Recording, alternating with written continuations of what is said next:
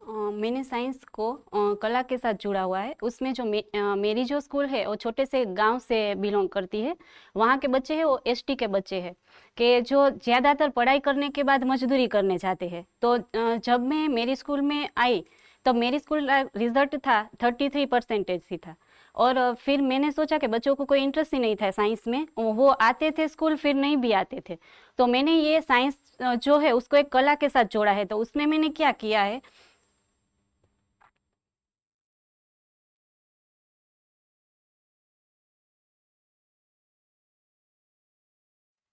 तो पहले बच्चों को मैंने वहां से स्टार्ट किया था कि बच्चों को चौक दिया, कलर चौक से। तो जो परिसर है हमारा, वहाँ परिसर के अंदर बच्चों ने जो डायग्राम है साइंस के, जो अलग अलग स्टैंडर्ड 10 में आते हैं उसको, वो डायग्राम बच्चों ने चौक से बनाए हैं।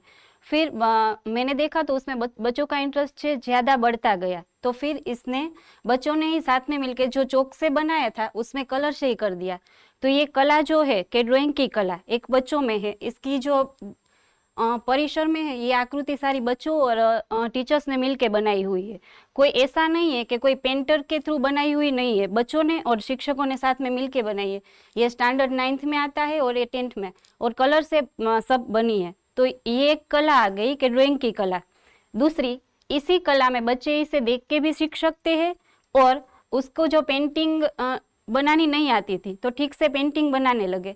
और दूसरा कि ये जो डायग्राम्स है ये सिर्फ कला ड्राइंग के साथ हमने नहीं जुड़ी है, इसको एक मैंने रोल प्ले के साथ भी जुड़ा हुआ है।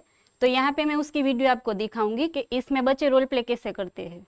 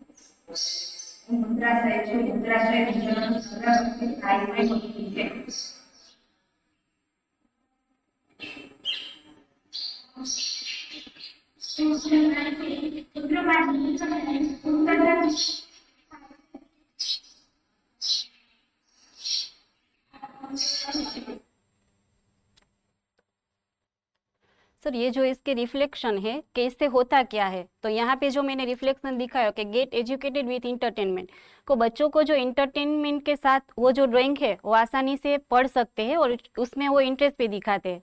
और इसके साथ हम ऐसा भी कर सकते हैं कि बच्चों को कहना नहीं है कि आज तुम्हें इसी का ही रोल प्ले करना है।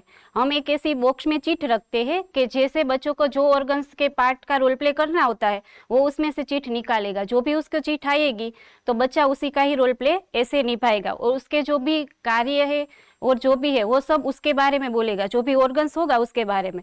तो ये क्या है, इस कला का जो साइंस हार्ड होता है बच्चों के लिए, तो इससे इसे पढ़ाई भी आसानी से मिल जाएगी और ये तैयारी भी अच्छे से कर पाएंगे। फिर इससे क्या होता है कि क्रिएटिविटी एंड स्किल डेवलपमेंट भी बच्चों में आता है।